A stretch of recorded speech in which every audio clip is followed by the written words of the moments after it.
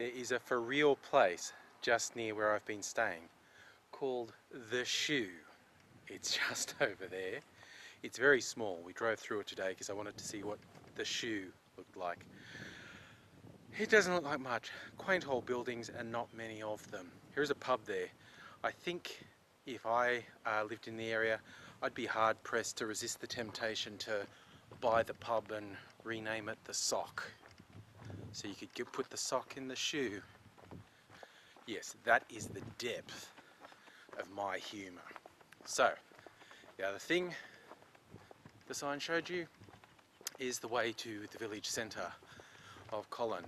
Hey, in another video, another bit of talking, I called it Colerne, which is how it's spelt. And I hear a rumour, only a rumour, I haven't had it verified, that that is similar to calling the fine city of Melbourne, Melbourne. Locals frown upon you saying Melbourne if you come to Melbourne, despite the fact it's spelled that way. And I've heard a rumour that the village of Colerne is the same. So I'll be calling it Colerne now, even though I haven't verified that, because I'm from the internet. I could just go and update the Wikipedia entry and say that's true, and it would, to all intents and purposes, be true. So I'm just going to extend my monopod a bit to give you a little bit wider angle. Do that, yes. Now this is my last full day in the UK. We'll be flying out tomorrow. So my last little look around the village. I'll take you with me. There was something in the hedge near my head there and startled me a little. Probably just a bird. Probably nothing deadly. There are pheasants around here, not in this particular hedge, but driving around I've seen quite a few pheasants. Man, they are dumb birds. I just thought I'd throw that in. So I'm going to have one of my rambling talks. I thought I'd do one of these as I walk around the village. And what could the topic be, I wondered. Well, as I've been here in England, the topic that has taken off like wildfire is Kony. I think it's Joseph Kony, head of the Lord's Resistance Army, has been causing all sorts of problems in North Africa. Now those who work in that field have spent 10 or more years trying to get rid of Kony. I think I've come the wrong way. This is just going up to someone's front door. I can't keep going that way. I could go in and ask for a cup of tea, and the law is they're English, they have to say yes. They are forced by Act of Parliament to be polite. I found I can get away with murder. Ooh, running across the road. Little car, little Fiat. Quite sensibly, I notice, in these little towns with these little country lanes, small cars, very small cars, are popular. Very sensible when it comes down to it. So I was talking about Kony.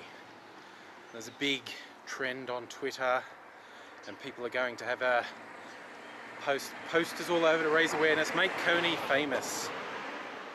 You know, get rid of him. And while there are very few people in the world who would contest the fact that Kony is a piece of shit, kidnaps children, forces them into his army, forces them to commit quite horrible atrocities. The whole thing has been a bit back and forth, I suppose.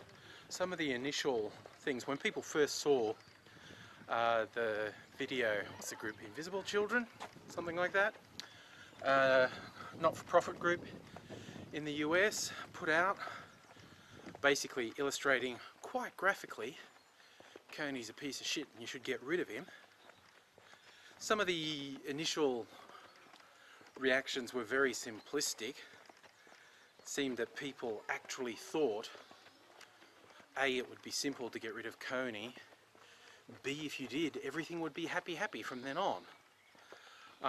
Personally, I was quite impressed with how quickly the conversation mutated in that other voices started to come in, essentially saying it's not that simple. And second, raising some quite reasonable questions about the group that promoted the video. Were they completely transparent? If you donate money to them, do they use it appropriately?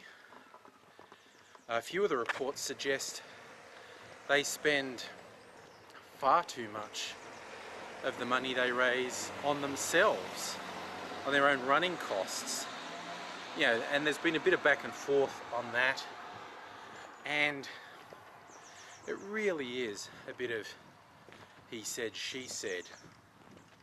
But from some of the research I've seen, if you wanted to help in that area of Africa, there are probably far better causes, far better outfits than this Invisible Children crew to give you money and time to.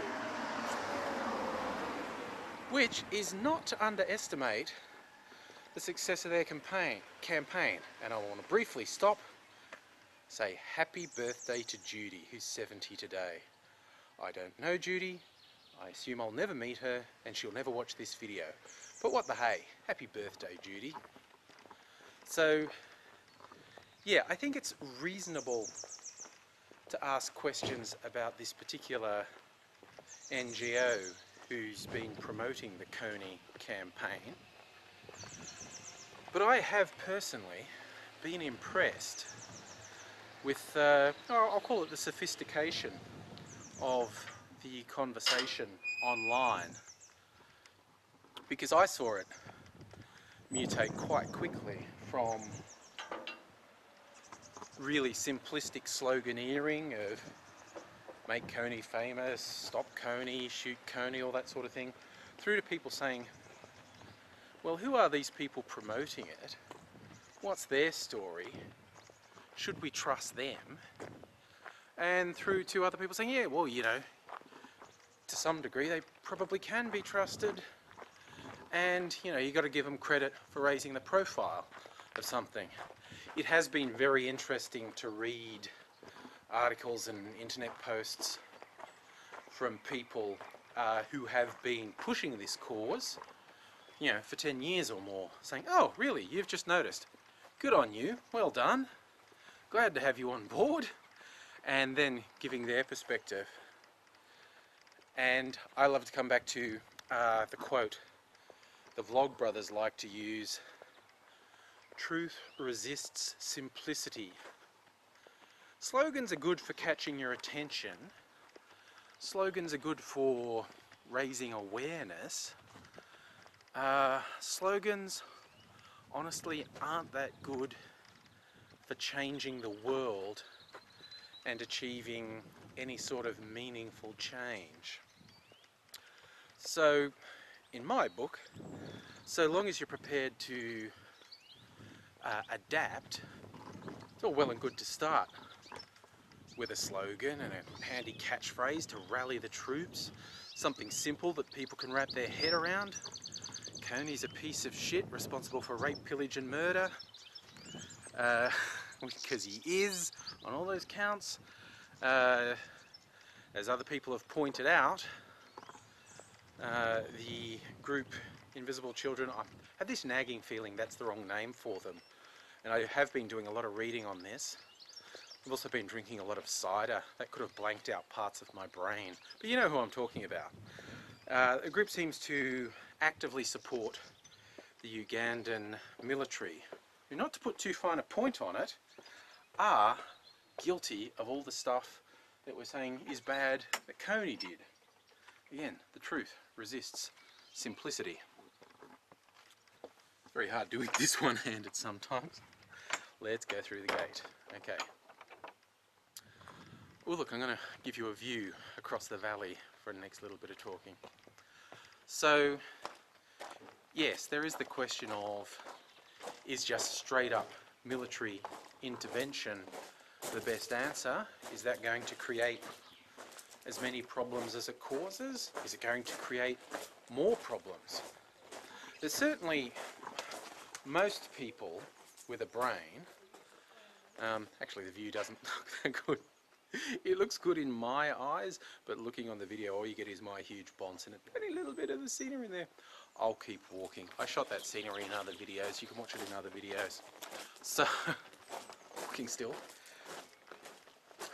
You can't just kill Kony. You can't just take him out, even if you capture him alive. It's not like he's operating in a vacuum.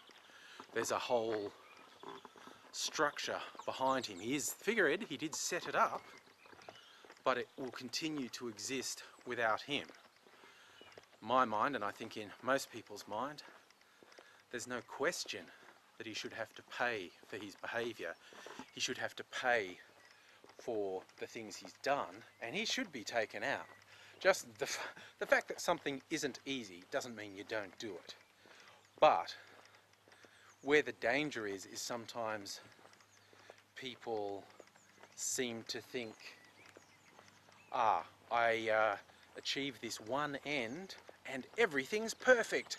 Fairy tale ending, all the children go back home, and everyone who was raped, mutilated and murdered comes back from the dead, not traumatized, and goes back to their family. Clearly that won't happen. The road to fixing the horrible problems in this part of Africa is going to be a very long one. And realistically, it has to be done by Africans, and that's another problem a lot of people have raised, that this group pushing the Make Kony Famous, Stop Kony, Kill Kony campaign, they're a little bit paternalistic. They do come across a little as let the benevolent white master come in and sort everything for you poor African natives. And that's the sort of thing that gets people's back up. I'm sure help is appreciated and support is appreciated, but when you start getting the vibe, this person is essentially just saying, I need them to come in and fix my problems, and I should just go along with whatever they say. Well, that's one of the ways people like Kony get support, because they point to their opposition being colonialists, being really patriarchal and not necessarily acting in the local people's best interests. They may have their own ulterior motives driving what they do. So unless you acknowledge that ultimately the responsibility and the power for change lies with Africans, I think you're going to have problems. Reminds me of some of the stories I've heard about Bono in Africa, because he has experienced a bit of backlash. Mind you, from what I've seen of him recently, he seems to be learning from it as well. But a couple of years ago, I was reading some quite honestly embarrassing articles about Bono making an absolute tool of himself and some African fundraisers, charities, what have you. I suspect he started to learn a bit from what I've seen of him recently. So even the best intentions can be led astray. Sorry, one more thing I have to show you as I walk. Look at this. Somebody is a stone piggy and it's wearing a cap and a scarf. English humour, gotta love it. So, the paternalism of the Invisible Children group troubles a lot of people. The fact they seem to waste a lot of money troubles a lot of people. But if the worst thing this group achieves in their life is to raise the profile of something, while people who work in the world of diplomats, foreign trade, foreign aid have known about it and known the seriousness of it for quite a long time, if it mainstreams it, it's not like that's a bad thing. Just walking past people as I talk,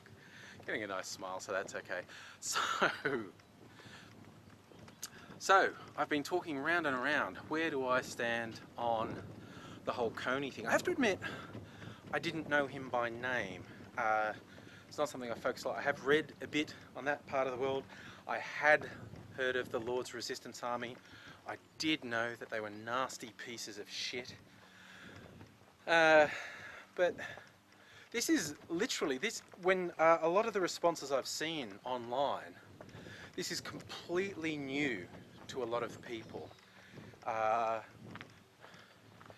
Blows my mind a little, the number of people who apparently knew nothing at all about it. But from the responses I've seen, there are a lot of people who knew nothing at all about the child armies, nothing at all about the chaos and destruction in North Africa particularly. So having raised that is a good thing, and I'm starting to think the people I have least time for are the cynics. So the people who just want to write it off and go, oh, you think you're going to change the world, you're such a jerk. Look at this cute little well. Sealed over now. Moss covered roof. Very quaint. So yeah, I think the people I have the least time for are the cynics. They're all a bit too clever. They know, oh, I don't get suckered in by these slogans and causes. Oh, you think you're going to change something on the internet with a Facebook status update. To those genii who have never done anything worthwhile in their life, and in all probability never will, the first step upon any road to change is awareness, letting people know there's actually a problem. And that isn't as straightforward as it seems. The cynics will have you believe that it's a waste of time. I don't agree. When it can be a problem is if people think that's all they have to do. They just have to wear a badge, change their icon on Twitter, update their Facebook status update, and thinking that is an end. It is not even close to an end. It can be a useful beginning, but that's all it is. At best, it's a beginning on a path to change. If you're wondering why I keep looking around, you can't see everything around me, and occasionally I see little paths off to the side and I think, oh, should I take you down there? No, that looks like it goes nowhere. So that's why I'm looking off to the side occasionally. Yeah.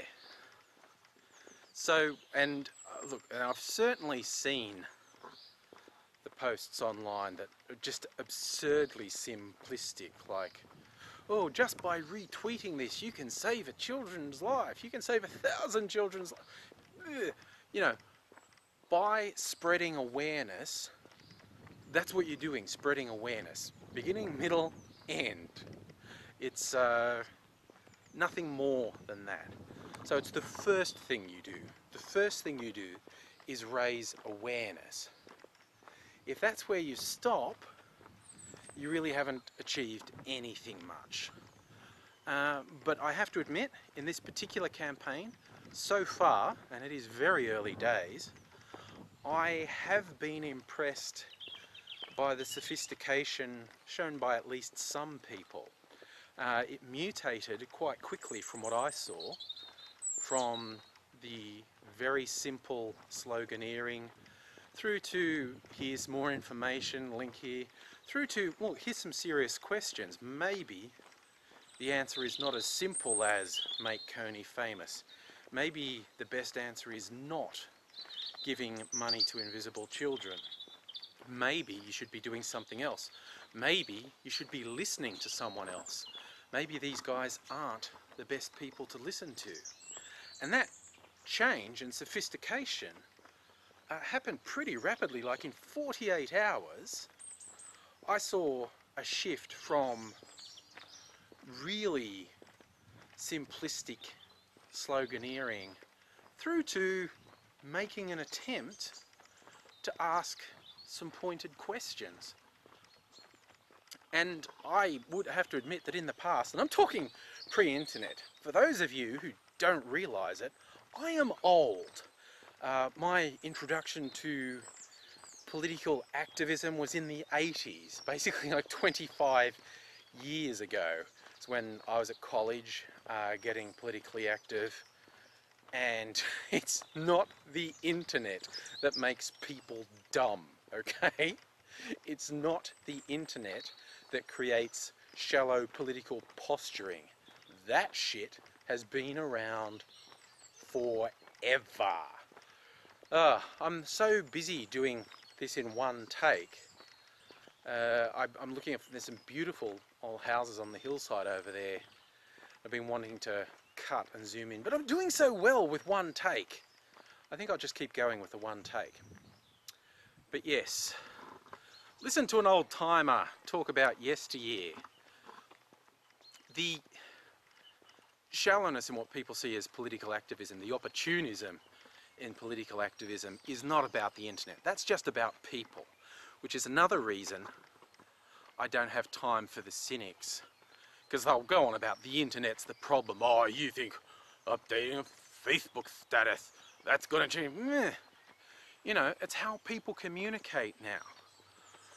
Things work or don't work from people. The internet is an astonishingly effective disseminator of information. And the plus about this particular effort, and I have seen people pointing out the negatives, namely that what is essentially propaganda to raise money got put about really quickly. Now I'm going to start breathing heavy because I'm not only old, I'm out of shape. I'm walking up a bloody hill now. That's the downside of walking down a hill. You have to walk up it eventually.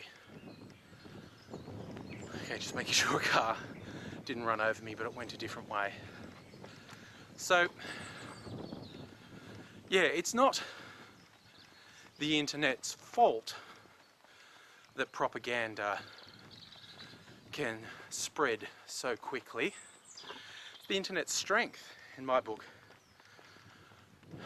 And to repeat myself, I haven't seen people move this quickly from shallow sloganeering and propaganda through to somewhat deeper and more substantive questioning before.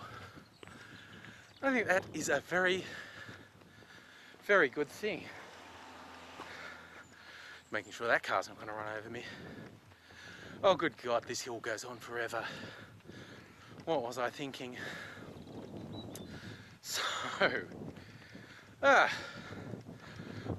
anecdote from the past. In the 80s, we were all paranoid that we were going to die in a nuclear war. You know, just because of the thousands of nuclear warheads the US and allies were pointing, and USSR and their allies were pointing back the other way. You know, spooky times. So far it hasn't happened. Go us.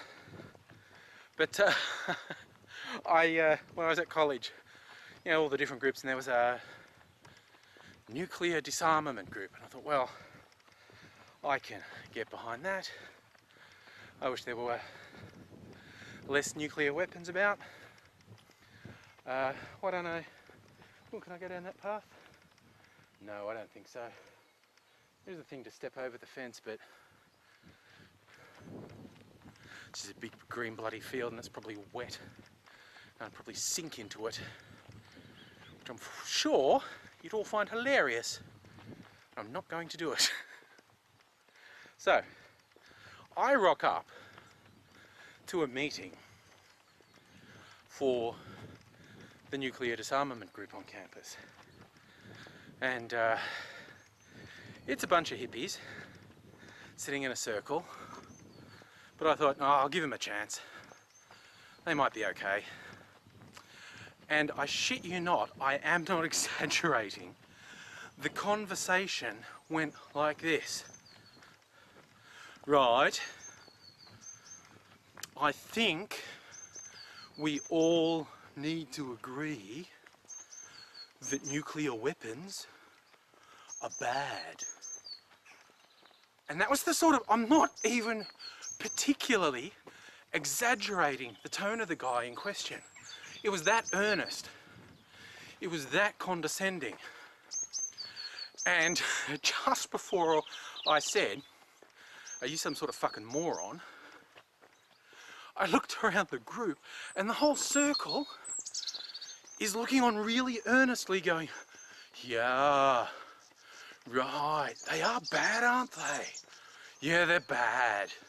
I think we should agree that they're bad. And I promptly agreed I'd never go back there because physical violence would probably ensue. I can, believe it or not, be quite intolerant, somewhat quick to anger. I know, crazy, right? You've never seen any evidence of that, but it is actually true. So, sloganeering, propaganda, that's not about the internet. That's people. That's how people behave. Bloody hell, this hill really does go on forever. I'll be back on the high street soon. And I might finish then. Go in the pub for a pint before I die. So, this is a big, long circumlocution about Kony.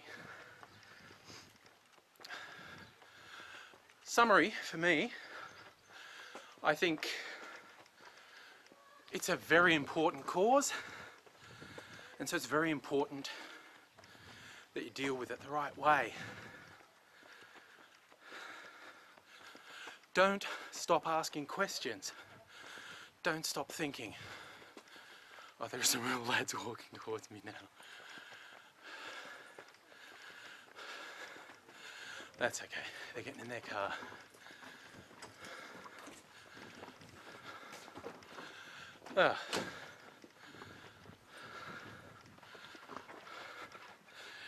I always claim I'm not self-conscious, don't I? If you saw the size of the likely lads in their car, you might know why I didn't want to attract their attention. Here we are, just about back at Colerne High Street.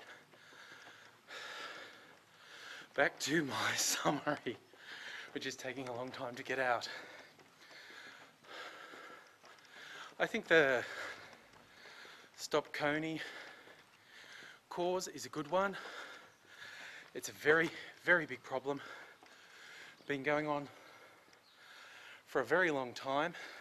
And it's going to take a long time yet to have any sort of lasting solution. So if this video doesn't go up for a week or so, which it probably won't go up until the weekend after I get back, and you're saying, Kony, are you still talking about that? Yeah, you're kind of the problem in that case, because this is not going to be a quick solution. It's not something that gets solved by being a trending topic on Twitter for 24 hours. It's something that's only going to be made better. A long, long road worked by a lot of committed people. So yeah, spread the word, but try and do it with a bit of depth. My catchphrase, never stop thinking. Never stop asking questions. Try to avoid assuming you know everything about a topic. It's always worth finding out a bit more. I'll catch you later.